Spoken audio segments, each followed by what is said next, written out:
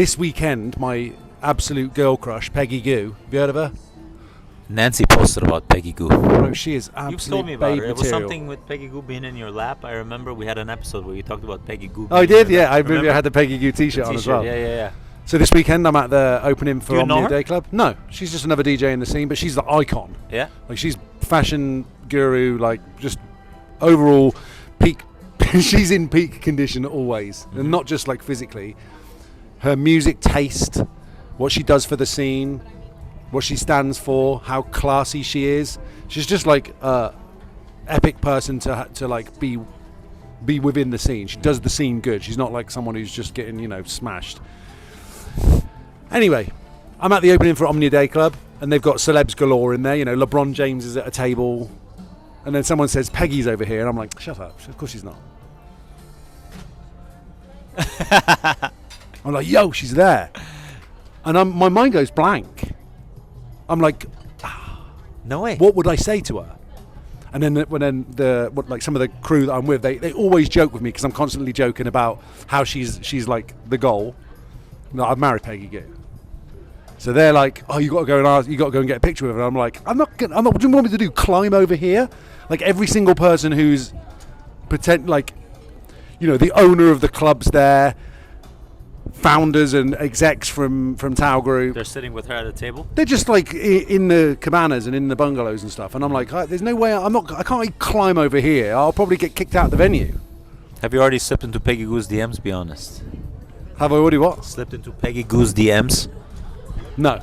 I probably tagged her in something online before, Okay. or maybe even replied to something if she was ripping. So, Okay.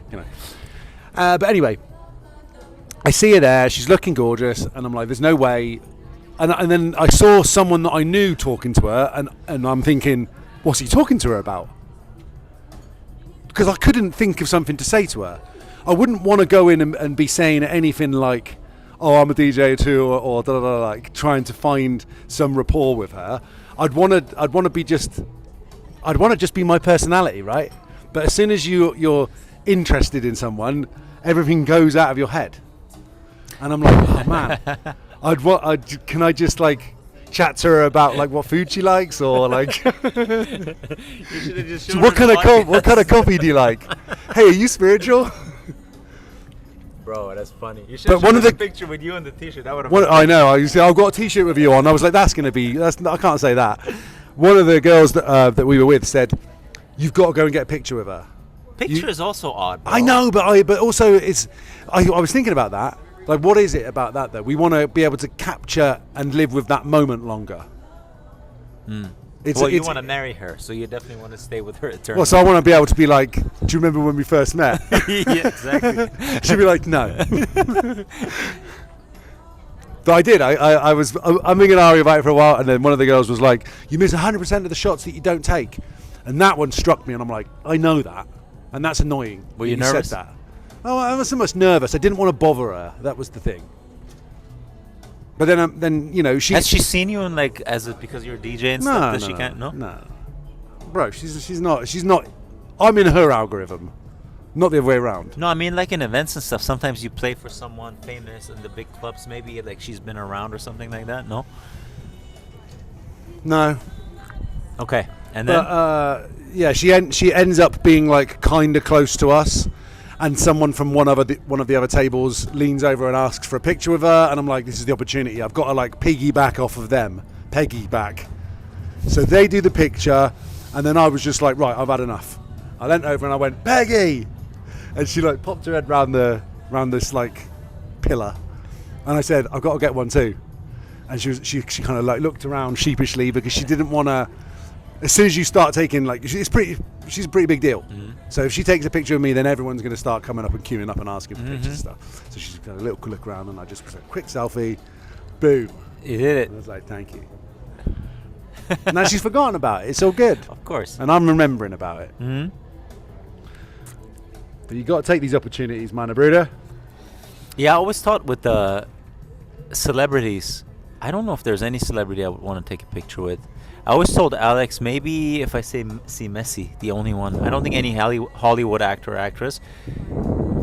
maybe messy, but even then, I feel like you. I don't want to bother them, man. Also, Also, it's the thing. You don't want to bother. no, them. no, no. But it's also beyond that, bro. It's less about bothering. It's more like, what's much more interesting is to have like even a 1 minute honest interaction with them rather than a I know, but, Even but it's without the moment- opportunity to have that, what would you rather have nothing then? I would just say hi, probably. I probably just actually just You would just give them a nod, like it's like, hey, how's it going? Respect. Yeah, exactly, and then just let it go. I don't know. That's kind of how I would go about it. I don't. that's probably like- because you don't fancy Messi. I love Messi, bro. Yeah, but you don't fancy him. No, no, no. I love Messi. You don't even know, man. You don't even know. Would you share an Italian sausage with him? If would you it's- share if an it's not too Italian chicken spicy, sausage with him? I don't like spicy.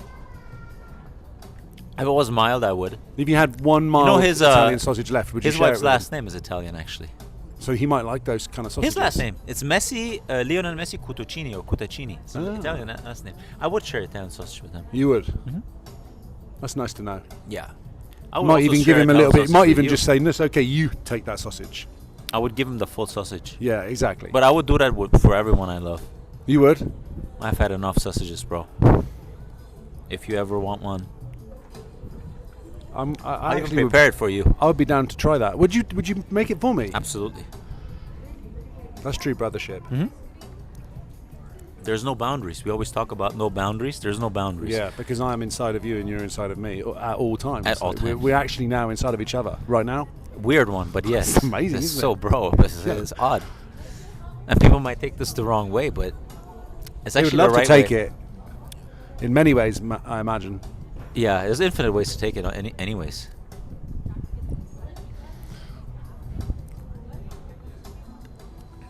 Great Bro. song for this moment as well. Yeah. Just a bit of Sade, just Phenomenal. bro, that's cold. Oh, bro, that's phenomenal. Dude, did you, after you took the picture, did you try to like make another eye contact to maybe say something that was that? It was done? No. It was almost like a overcoming something in myself, like just recognizing that I was. I don't know if nervous is the right word, but there was some resistance to doing that for whatever reason, whether I didn't want to bother her or whether I couldn't think of. I wanted to have an honest interaction with her. It would have been really nice for. Because if I was. Say, for example, I was in the same area as her, You could and have I was easily- introduced to her. Absolutely. It would have been instantly. It would have been fine. I would have just been like, "Yo, what's going on? I like your outfit," or I would have said it would have just been something completely normal. But it's the feeling of I'm going up to interrupt what she's currently doing. I get it. It's cold approach, bro. Yeah. Yeah, if you had like a friend who knows her and you guys get introduced that way, it's so easy.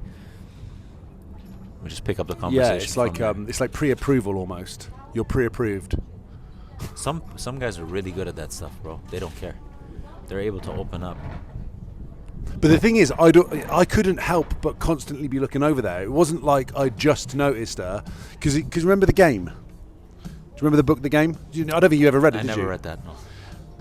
If you can control that. Well, first of all, it says that you need to, if you spot them, you got to speak to them within 3 seconds to get over that approach anxiety. Okay. Then on top of that, there's the kind of feeling of like you make it feel like you're about to be on your way somewhere else. So you're almost talking to them like this, because that takes away the kind of over importance of like being right in their face kind of thing. You're almost like, oh, hey, I over the shoulder. I like your scarf. So I'm just on the way over here, but something. She might just be her. Yeah. It's just like, why are you facing this way? Facing this way, bro. But it just kind of dampens it a little bit, so it doesn't look like you're too. Yeah, it's kind of the status game. I know all that stuff, bro. But there's something to that. Of There's something course. that works with that, like Yeah, it's kind psychology of of it all. making yourself a little bit rare, not so interested. Yeah, like you're just nonchalant. playing it down a little A bit. little bit. It's kind of funny though. Kind of funny that It game. is.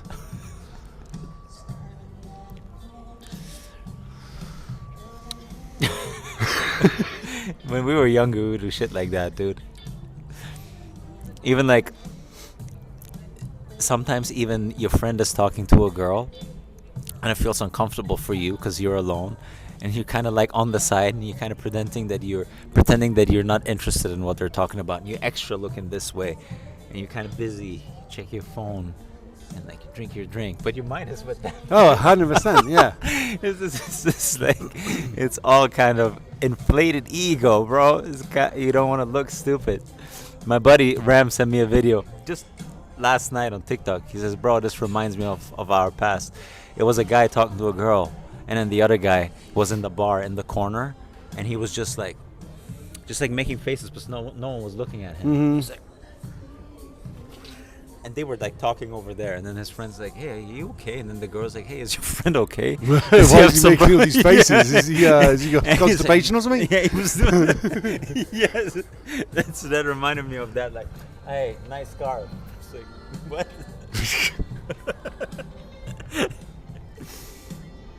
There's something cute. Bro, I'm not a fan of any of that. No, I was gonna say, because it's all acted, isn't it? There's something cute about being a little bit nervous. It is. About having that kind of like, hey, you know what? That's just honesty, isn't it? When you're like that with somebody. Yeah. When you can go and present yourself and go, yo, I'm kind of a little bit nervous, but just there's something that disarming about that as well. For sure. Yeah, there's something also true and honest about it.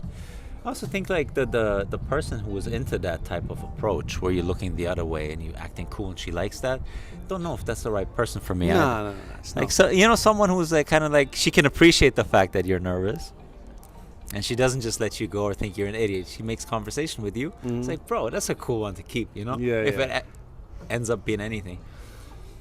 There's so many things, bro. So many game theoretical approaches. A friend of mine is big time into that. He's reading all of those books, and then he tries that stuff in the clubs and the casinos, like literally going after them, like doing the touching thing. You have to touch them a certain way. I'm like, come on, bro. Yeah, they call it. It's all psychological tactics, mate. It's called anchoring and stuff. It's anchoring, yeah. But he always tells me, he says you have it easier. Like, girls like you don't have to do much. But he says, for me, for example, if I don't do anything, if I'm just normal with them, things don't work. And maybe that's true, but maybe some of that is also just the way he perceives himself. A lot of it is up here, because bro. I put on one of these shows on Netflix last night, and it lasted for about 2 minutes before I was instantly bored.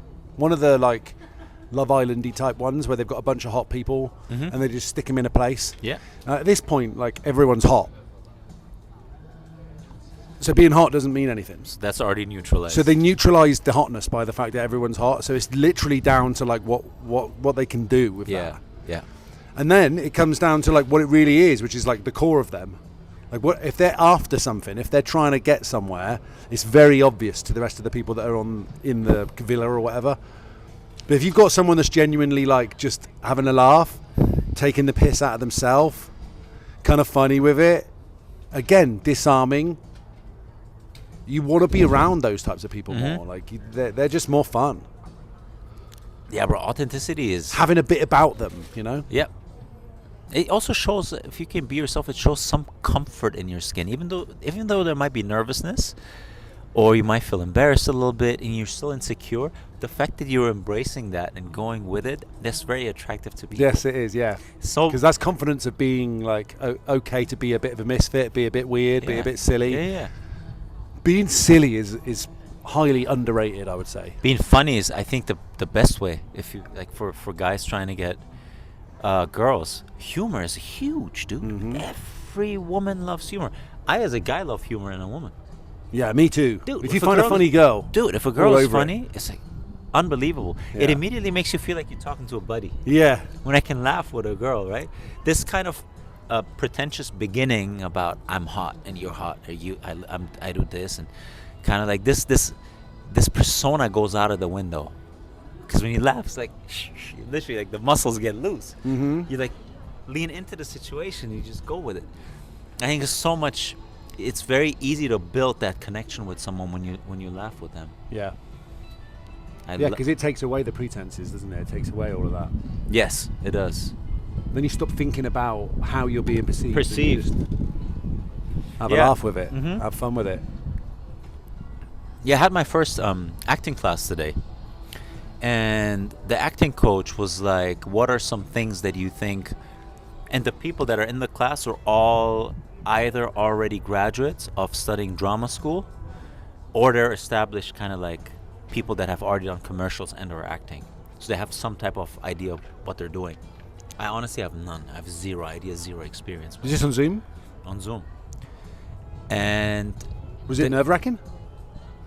no, it wasn't nerve-wracking, but also I haven't acted yet.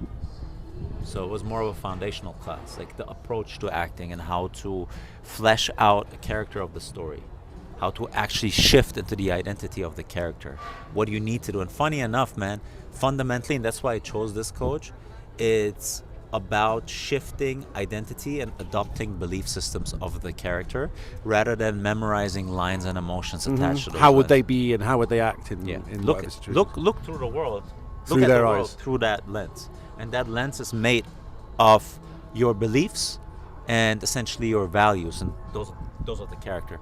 And so we were talking about kind of the things that come into the way of acting, and the people that have acted or have done auditions, they all kind of said the thing that really comes in the way of acting is this constant thought of needing approval from the audience or from the actor in front of you, like, hey, you did a good job, or this question of, am I even doing a good job? This type of feedback that we need. And if you think about that in life, it's the same thing. Like when you go on a date and initially you don't know the person, it's like, oh, how am I being perceived? I think when you actually laugh, you break that very quickly, because immediately there's some bond already established when you share laughter together. So this fear of, oh, am I looking good? Is my hair looking good today? Am I sounding intelligent? Like all of that stuff is kind of, it goes in the background when you start laughing with someone, I feel. And so the response to that was like by the coach was like, as much as you can, you want to find, essentially this was funny, man, because I said as a response, like, well, everything that comes in the way of acting is an absence of a certain level of tranquility. It's interfering thoughts with a state of peace. And he said, yes and no. He says, yes, but also that still might happen. Even though you are tranquil, there might be something in the script or some situation where you have interfering thoughts of doubt. So the question for us on a practical level is find some tools that allow us to navigate with that nervousness that might come up or that fear of judgment that might come up, which I also liked. But I do believe dispositionally, like in that case, the more calm you are, the more easy it is for you to adopt a certain belief system to act out. Because if you have your own thoughts interfering with that all the time, it's very difficult to play that role, to look through the eyes of that person and play out that role. What tools did he suggest? Well, you haven't got that far yet. It's the first class. Okay. It was the first class today. And then from there, we're going to do actual scene acting. So they gave us scenes and stuff that we need to now study every day. And then it's really about shifting into that persona, with looking at everything from your day to day, living that person's role, which I love that, bro, because that's...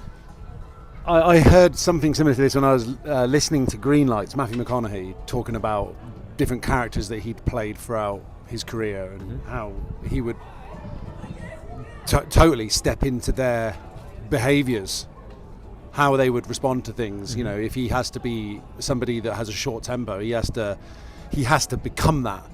And it's really interesting as well, like how you would be able to say for example, you've done a day's worth of acting in that character, and then you come home to Alex and you're kind of still in character. That's weird. You know, you might find that some of those things carry over, not by you meaning to, but because you've embodied the character of the person that you're portraying. Yeah.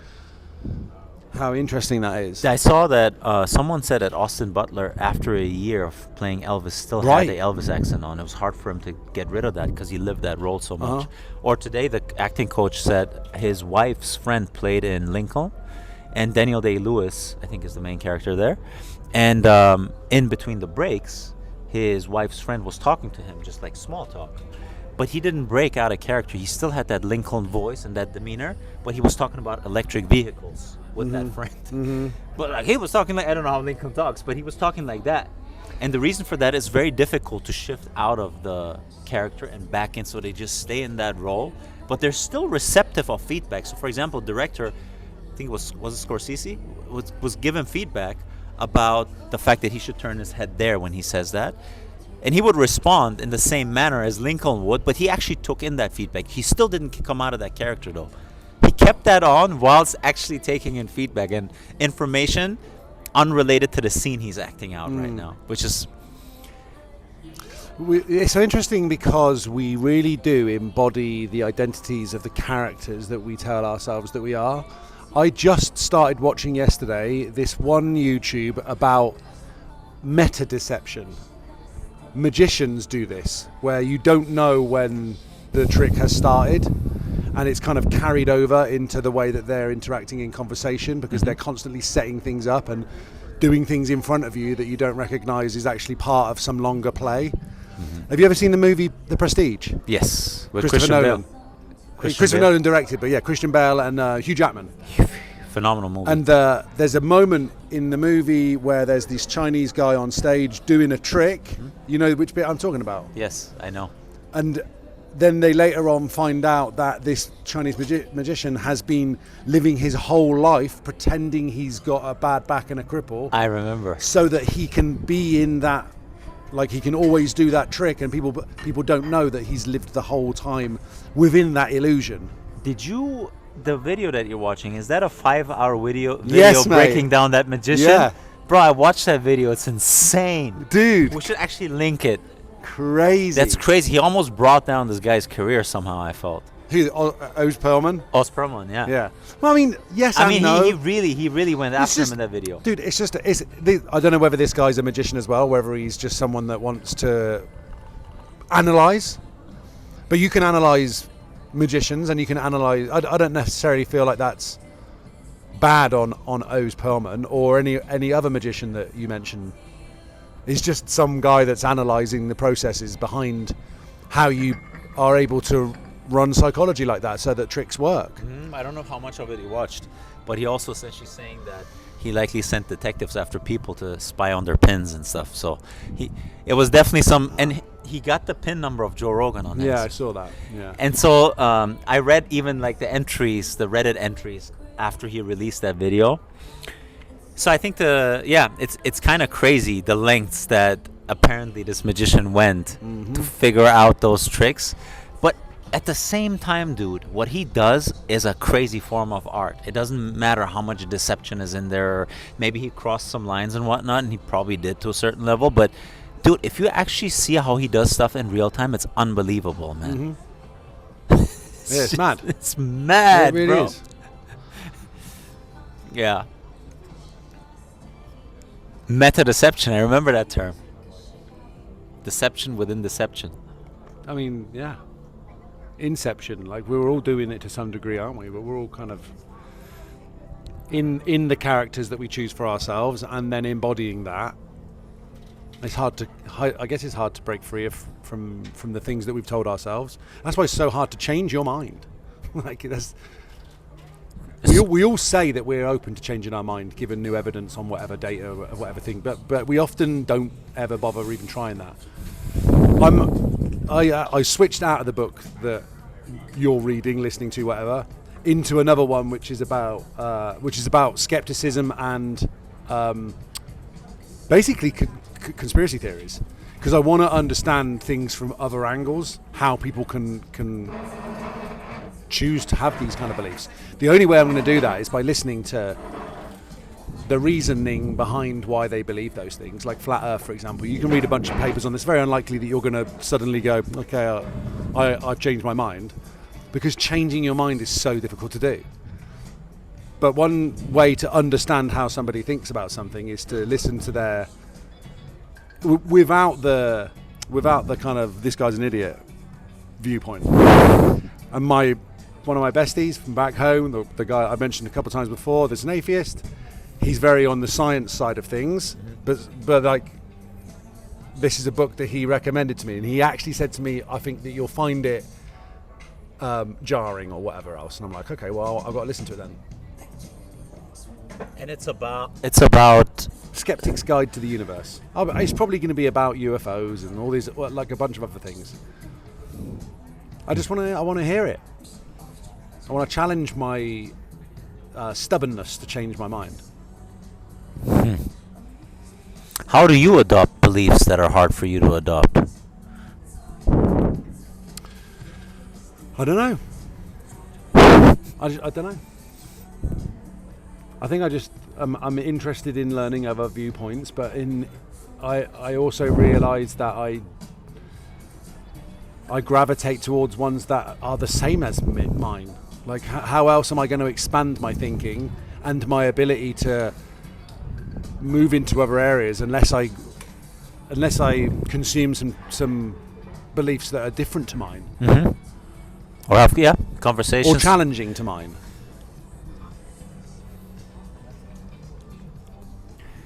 Because otherwise, I can get higher, holier than thou kind of shit, and I don't want to be like that.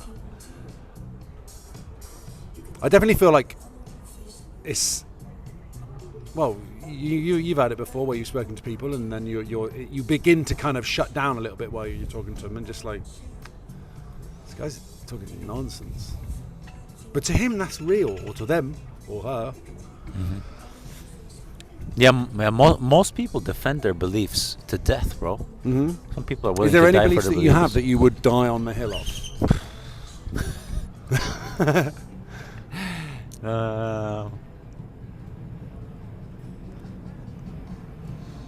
Isn't it funny, because some people spend their whole lives fighting for some particular belief. I think when it comes to changing my mind, or at least really being like, I stand for this, it's got to be something that I feel is the real greater net benefit. Otherwise, I don't really see a purpose in like trying to live within it. It needs to serve you in a certain way. It needs to serve me, but it needs to really generally serve all of my friends and family that are close to me, and be like beneficial for us all. What would be something that does that or doesn't do that as well? I don't know, like my faith in God being good, for example, is a net benefit because it makes me a positive person, which I see helps lift other people up. So that's something that I'm willing to like bear or carry the cross for.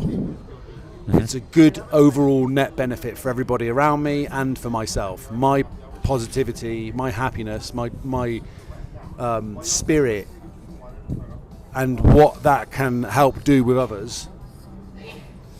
Would you then say that you can is better than not having that? Yeah. Would you then say you can judge the quality of your beliefs by the kind of like the fruit it bears in your life?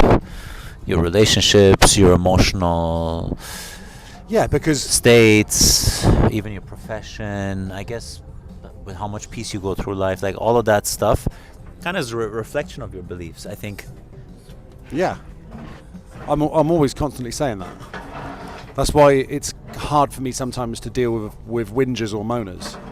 Or victims, yeah. Yeah. Yeah, but me too, again, bro. I have to be okay with that because I know that I've been in that place too. Exactly. I think I have this biggest problem because I had this victim mentality years ago, and I was exposed to it as a kid as well, being in Germany, and my dad was from Iran, and he experienced that they made it difficult for him to progress in the career. So I was kind of always around this voice of, they don't want you to succeed. Like, if you were German, you would be there, which is nonsense now that I look at it. But I had that for a long time, kind of this type of mindset. And I don't have that anymore. I was able to give that up, but not having that anymore just means it's not on the top of my head, but it's still somewhere in me. Like, I still carry that history with me, if you want to call it that. And I think when I see that in other people, it almost like it triggers that part of me that I don't want to invite back in. And we spoke about that with different areas in life. When we get mad at people, a lot of times it's us trying to avoid the parts of us we didn't want and we overcame. Yeah. So I have like this thing, when someone is a victim, immediately all alarms go off. I'm a victim because of this or that or that. It's like, come on, man, just shut up. I've been there. Like, everyone is a victim to some degree. I believe that, but also it's kind of reminding yourself that you've been there as well.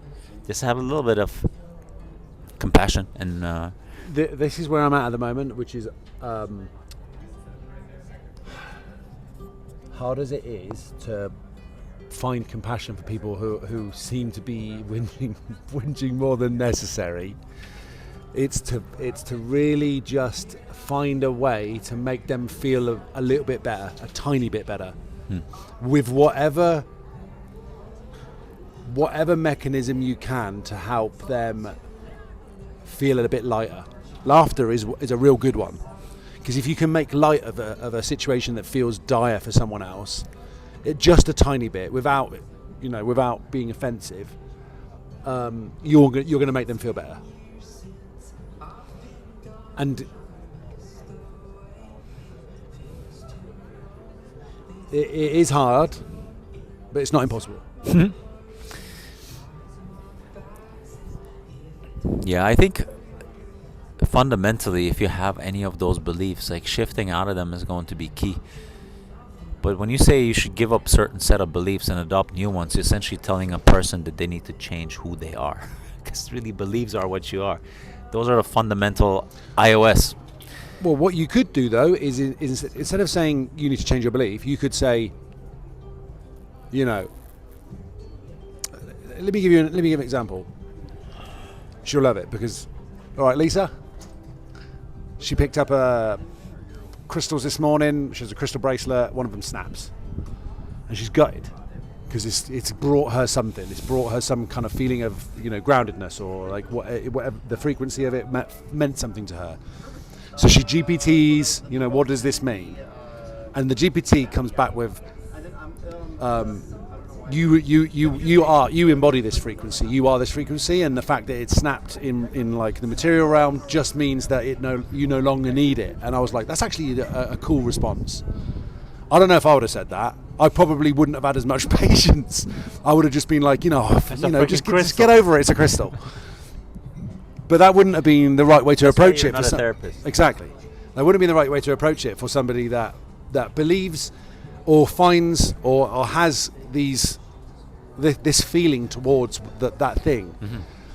But and there's a kind of a reframing. It's a reframing. It's a reframing, yeah. And it's also an acceptance of letting go of something. Like, that's served its purpose now. We move on to the next thing. You don't need that because you've now remembered that you are that. Yeah. Yeah, and that's the same with any kind of letting go of something. Yeah, that's one way to do it. That's one way to do it. I think when it comes to beliefs, man, the funny thing is when we're born, we have no beliefs, bro. We're this blank slate. Yeah, we don't even have a perception of the I, really, in separation to anything else. Mm-hmm. We're just kind of in the state of being without identity, without beliefs, without values. And then as we grow up, we have this idea about who Mark is and who Puya is, or who are made of these beliefs and values. But those beliefs are beliefs that we have. A lot of people have other beliefs. As a matter of fact, everyone has a combination of unique beliefs. And we believe that that's the truth. How can it be the truth if the other human in front of you has a different set of beliefs? How can it be the ultimate truth? It can't be. Yeah. It's your truth. The other side of the coin, isn't it? Exactly. Also, as you were saying that... Just to give one more thing, and then I'll let you finish. When you understand that that's how your beliefs are formed, it's going to be easier to let go of beliefs that don't serve you and adopt new ones, because ultimately I can give you a whole long explanation of how I form my beliefs, but ultimately it's a choice, and it's more often than not a set of choices you made along the way that formed that belief as a result of you observing the environments around you. More often than not even that. It's often imprinted on you by other adults as you're growing up as a child. That as well. People telling you things. Oh, you're a good boy. Yeah. That's good behavior, or that's this, or imprinting their beliefs on you, and then you as a child not knowing it, that's the ultimate authority as far as you're concerned. You're just like, okay, so this means that then, and then you run with it. that's your belief into your 40s. Yes, that's very true. And a lot of times we just try to make sense of the situation. So we feel a certain way about something, and then we tell ourselves, well, it has to be that way. And you start believing that just so you get a grip on that emotional state. Yeah. So you have some sense making involved with this emotional response. So the stronger the emotional responses were as a kid, like the more you were exposed to a certain emotion, given a certain circumstance, the more fundamental a belief becomes, because that's going to become sort of your fundamental foundation to stand on that allows you to regulate yourself. Like, that's your compass. But again, that's something you masqueraded as truth. It's not truth in itself. It's a mask of truth, because that was a choice that you made in that specific situation. That's why someone else believes something else, and for them, that's their truth. So once you realize that, I think it becomes easier to accept that you can actually change your beliefs by choice. Not that it's easy, but the process in itself is fairly simple. As you're saying that, I was thinking about resilience, because there's some people that, due to the fact that they've gone through some, I don't know, humiliation or something hard, then they've built some resilience to something. And then, you know, people who haven't had or have led or have been gifted a lot of things throughout their life don't necessarily have the same tool belt to be able to deal with things. I think both of us are lucky that we've had to kind of grind a little bit out of the towns that we were born in to get to a certain point. Not really much was handed to me, and that's been a benefit to me, because I've learned how to kind of figure things out on my own. But it's also been hard, because then I put a lot of pressure on myself to maintain and not lose where I've gotten to. But also most of the time, I just have to trust in that I'm being taken along, rather than trying to control everything myself, which is always my thing. Always Wanting to control? Wanting to control, yeah. The more I've given control to, or not even just to other people, but to like some grander plan, the more benefit I've seen. The more I've trusted in the goodness of people as well, rather than assuming that they've got some kind of thing that they're going to do to me. And, you know, have your wits about you too, but also just trust people. I think we're all fearful of someone fucking us over because it's happened before. But the happening before is there for the purpose of you understanding and learning to be better than that. Otherwise, you just repeat the patterns. True. I think we all are afraid of that, bro. And we all want to have control. Everyone does. That's why we form beliefs. It's a control mechanism. Because if you don't have beliefs, you have no sense of interpretation. If you don't have any value judgment, you have no sense of control over what's right or wrong. But in the religious text, in the spiritual text, when they, for example, in the Bible, to enter the kingdom of heaven, you have to become like children. It's kind of going back to this unwritten slate, this white slate, from which you observe reality as is, not as you see it, not as your beliefs and as your values, but as they are. That's kind of the eternal struggle, because everyone is operating from this state of control. If we say we don't know, then we're in utter chaos all the time. All the time we're uncertainty. So we want to control. We want to plan ahead. We want to know what's right for us. If this doesn't happen, then damn, this didn't go to plan. That's bad. If it went according to plan, it's good. But good and bad based upon what? Based upon a goal that you set? Who set that goal? You and your mind. Aren't we saying that our mind is inherently finite, that there's something beyond that God is infinite? So the very tool that he used to set up the goal is in this worldly realm, and therefore defined and bound. But there's something beyond that, and that's where the trust comes in, which is giving up that part of ourselves, that rational mind of us that we put so much emphasis on, and that we put so much importance on, and that we think is absolutely infallible. We always know what we need to do, and that's the goal. Goals and your mind operate on the things that you want, but what we want can be completely opposed to what we need. I would say that the realm that is metaphysical deals more with what you may need, and that may or may not be aligned with what we want. So a lot of times we don't get what we want, only to figure out later on in hindsight, oh, what we actually wanted would have been to the detriment of us, or that relationship we tried to hold on to, it actually didn't work out. We really wanted it, but what we needed was maybe a different partner. And that's where the trust comes in. Like the more you can like surrender to that I guess it's just an idea, because you and I are still talking from this physical realm inherently limited by our rational minds and our intelligence. So it's the surrender thereof, the acceptance of the fact that we are limited, that allows us to navigate this a little bit more smoothly. And I think then we're able to give up some of the control. Mm-hmm. Plus, it's more fun in this kind of like,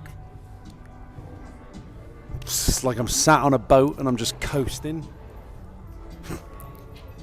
rather than trying to like have both of the oars, and I've got to be directing it, and I've got to know exactly where we're going. It's more like, you take one. Mm-hmm. Like a video game.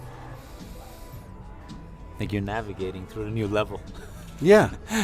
But like, you don't want to, alright, you're not going to want to play the video game if you know the level. Yeah. You're not going to come back to that game, are you? For sure. I like the fact that I'm not quite sure what's coming up next. Yeah, and I do think we play this game as if we already know the levels. That's the problem. Yeah, even though that's true. So every single moment is a new level. Every single moment is a new environment, because every single moment is inherently defined by infinite potential. And I'm not just saying it, because every moment you have infinite choices you can make in terms of thinking, acting, or believing, right? So in every given moment, if you think about it like a decision tree, again, to use the mind, which is so limited, there's like infinite arrows going up, left, right, down.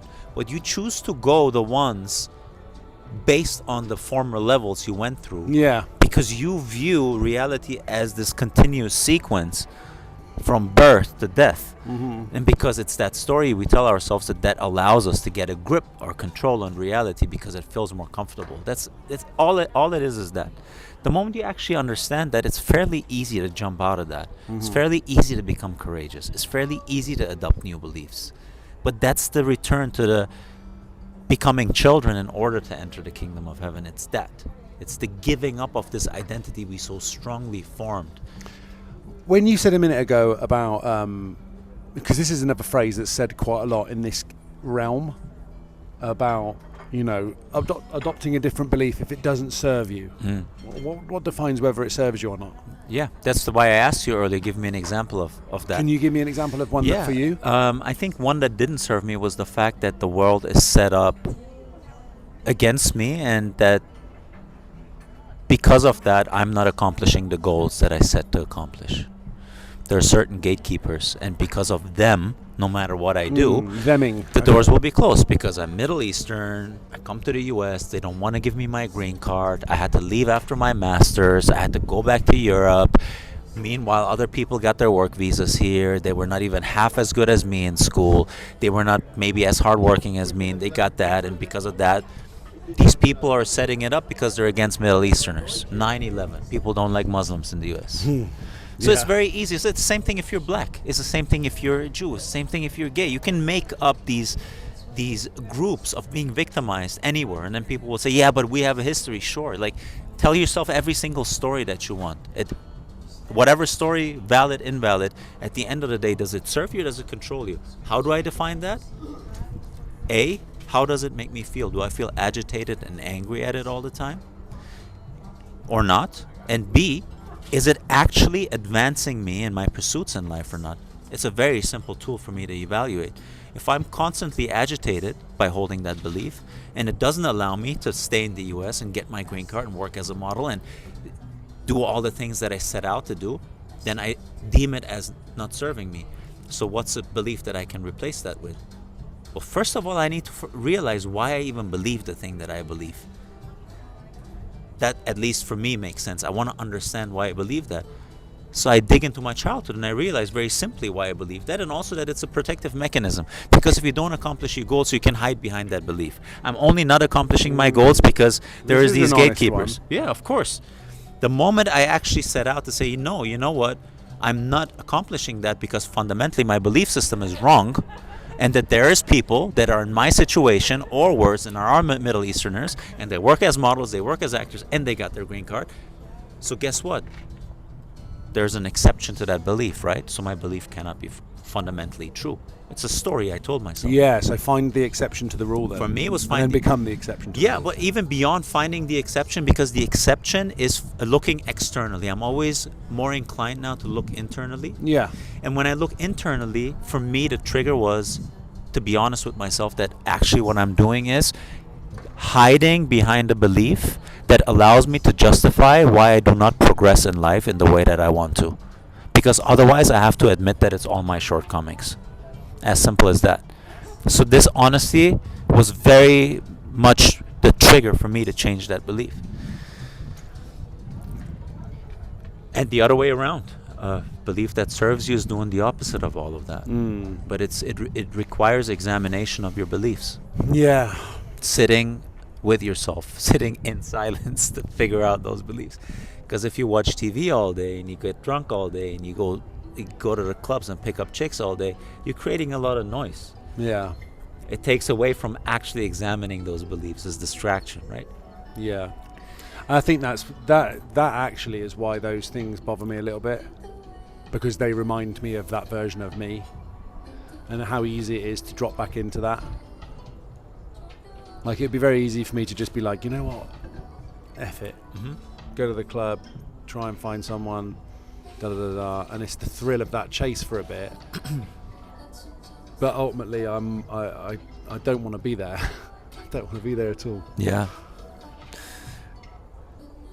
There's a beauty in examining your beliefs, and there's a beauty in choosing your beliefs. And I'm saying this, ultimately, it's a choice, it's a decision. It's as simple as that. We can talk about how beliefs are formed. We can go into neuroscience and the developmental psychology, but bro, like, we can skip all of that. I'll tell you, at the end of the day, it's a choice. As simple as this sounds. In any given moment, you can believe that these things happen for the right reasons, or you can say that these things happening for the wrong reasons. Yeah. It's a story you tell yourself, and the Yeah. more you repeat that story, the more you're going to believe that. Yeah, it's Just it's metadeception. You're deceiving yourself. Exactly. Well, just very briefly, because some people might be interested in this scientifically, the way to actually form beliefs is through repetition, which you've already mentioned. The more you repeat a belief, the more you're going to be accepting it. Either way, that already tells you. Is that why believe affirmations exactly seem to work then? Yeah, Because, exactly. Because you're repeating that script to yourself, aren't you? Yes, exactly. So the more you do that, the more you're going to believe that.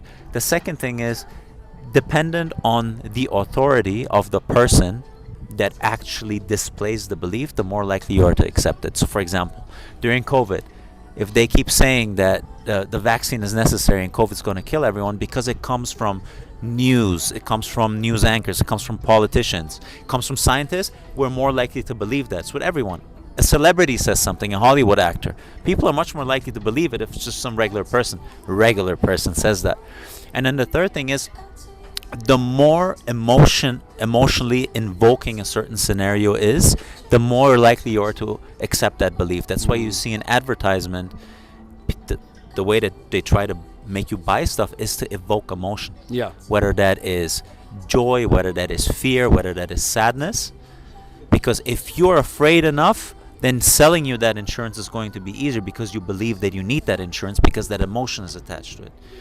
So when you actually understand these three things, you will understand how beliefs are formed, you will understand why you hold on to beliefs, and you will understand that you can actually change those things and how. It's fairly simple. It's just understanding and doing that. And when you do that, the beautiful thing about beliefs is, bro, everything that comes in your operating system is stacked upon your belief system. Your perception and interpretation of the world is fundamentally driven by your beliefs. Any given scenario that happens around you at any given time is looked at through your beliefs. The way you feel about any situation is based upon your beliefs. How you act upon the situation in turn is also based upon your beliefs. So when you change your beliefs, it's like a butterfly effect. Everything else changes. So if you want to break out of this hustle culture of I need to do this and do that and do this and do that, and I need to be thinking this way, I need to be feeling this way, you change your beliefs, because the belief is the domino for all these things down the line. You're going to go to the root of things. When you can go to the root of things, you have an identity shift. That means you're a different person. When you're a different person, you're going to look at the world differently and you're going to act differently. So fundamentally, when it comes to manifestation when it comes to self-improvement, at a fundamental level, it's about your belief system.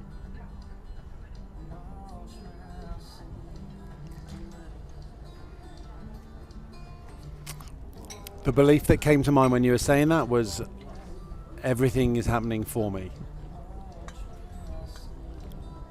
It's a good place to start. Absolutely is, yeah.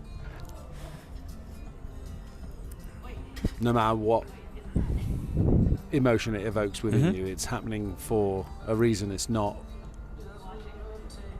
coincidence or whatever. It's not random. Can you do that when the things go south in your life? That's the test, isn't it? That's, Like, that's the let's test of say- having faith in something that's beyond what you Right. can rationally understand. Because now I can sit here and I can tell you, and then you say this, and I'll be like, well, okay, if you get all the gigs booked, if you're making all this money, if you live in a nice place, that's easy to say. But can you say that everything is going the way it's supposed to go for you when things go a different way? And so here is where the rational mind hits its limit. Because rationally speaking, we want to know the reasons, we want to know the chain of events. Mm? And we don't have them. We only have faith in that moment. Yeah. The rational mind comes later on in hindsight and hijacks that chain of events and says, oh, because of this, this, and that, that was the right thing that happened. But like you say, in that moment, that surrender is faith. Mm-hmm. The calculation of the mind is not going to do anything for you. As a matter of fact, it's going to be counterproductive. Yeah. Yeah, because you can only see it in 3D, Exactly. and we're much more than that. Because we are the bangers and the mash, Mona Bruder. Together we are making a life worth living. And we now set the bar. Bangers and mash, that was the team, right? Bangers and Mash FC, yeah. Mm-hmm. But we're both. We're the sausage and the potato. Yeah, man. I love potato, bro.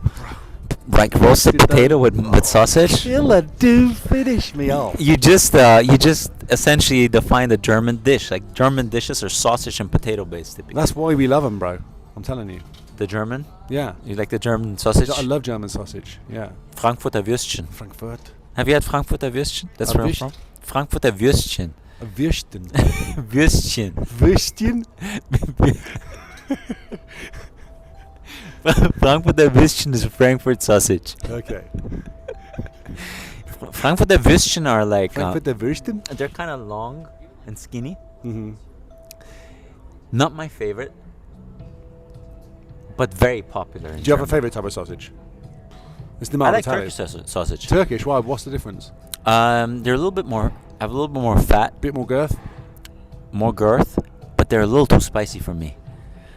Sujuk. They're called sujuk. Sujuk. S-U-C-U-K. Sujuk. S-U-C-U-K. Yeah. S-U-C-U-k. Sujuk. If we go to Europe, I bet you would like a Turkish sausage. you would love Turkish Because I sausage. like the spicy. Oh, bro, you would love that. Sujuk, you have that when you go to Berlin. So Berlin is dominated by the Turks. It's like all Turkish. So when you go to like a Turkish cafe, you have Turkish breakfast. They give you sujuk, but they slice it with eggs, like kind of scrambled eggs. But the Turks make their scrambled eggs almost kind of runny. It's a weird way to do it. And they have the sujuk in there, and they spice it up, and they give you some bread with it. Bro, it's so good, but you have to have toilet around. Okay, fair enough. Oh, bro. Some people might not know how we're able to go from belief and changing your belief to Turkish sausage and having toilets around. I think Turkish The sausage. fact that we're able to jump from the top topics of conversation so quickly, that's what makes us super spiritual, I think. Yeah, I think having a Turkish sausage in the middle of Berlin at 9 a.m. is a spiritual act, bro. Yeah, I would agree with that. Including the aftermath. All of that is a spiritual act. Yeah, because it's for you. It's for you, and it just is. Yes. It's reality. Isness. It's isness. It's reality playing itself out. Yeah, bro. I actually can't wait to go to Europe with you, man. Dude, we have been talking about this for a while. Yeah. We've got to make that happen. We'll make that happen. First, we have California coming up. Yes, bro. Can't wait for that. That's going to be a banger. Ooh. That's gonna be fun. Especially with the game while we're there, like the World Cup game. Yeah, it's England versus. Is it great? Panama. Is it Panama? Yeah. Yeah, you guys gonna smash Panama, bro. Yeah. That's a fairly easy game. It's coming home. You think? Yeah. Are you serious? Every year You guys it's have a coming good coach, German coach. Yeah, Tuchel? see, no, this is why it would be so special. Oh, he's a good coach, man. I think highly of Tuchel. I think if you guys have a chances with a coach like him, you always had a good squad, but it seemed like the coach was never We need a German to bring it all together, though. for sure. That would Can be- you imagine a final England-Germany and a German coach wins it for England? Dude, against that's what I'm Germany? saying. That's why it has That to would be be there. mad. It comes together like that. That's the beauty of it. It's a crazy World Cup because it's Messi's last, it's CR's last, it's Neymar's last. CR's last should have been 4 years ago. I How agree. old is he? 43. I know he's 41. I think 41. Do you watch him play in Saudi Arabia? No. I don't even know. He's just slow, is he? Well, the thing is, if Portugal has a strong squad, but if they start him, it's going to be difficult. But this is one of the things. It's almost like the rest of the team needs him to have retired for them to kind of flourish. Does that make Absolutely, sense? yes. While he's still there, it's like, oh, Yeah. no, I don't mean that in a bad way, but it's almost like for the rest of them to For sure. develop. Yeah, and he pulls a lot of attention. He has Yeah. like on the pitch, he wants to get every ball. So it's a very different game when he's on the pitch. Do you feel the same about Messi? He's a different type of player because Different type he's of not. player. He's a playmaker, yeah. But it's going to be interesting to see what he does this World Cup too. Some people say he's going to come off the bench. I don't know. But Messi is very, very, very popular amongst his teammates.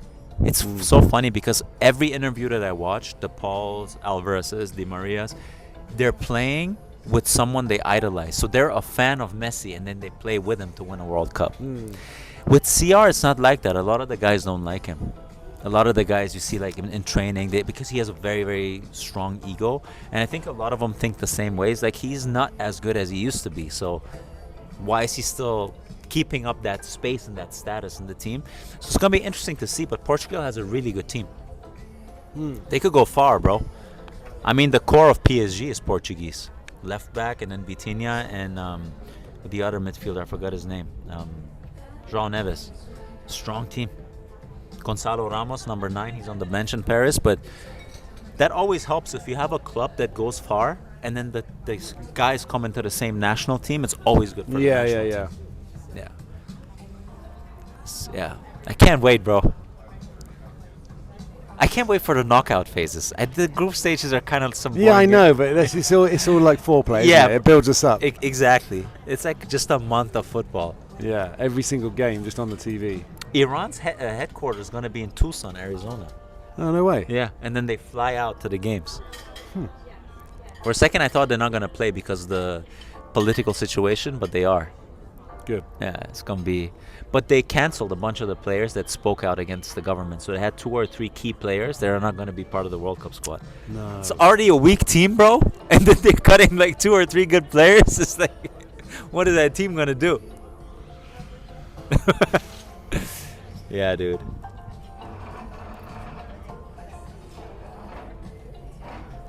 So it is, Reverend. So it is, Colonel. Shall we wrap it up? Yeah, let's wrap it up.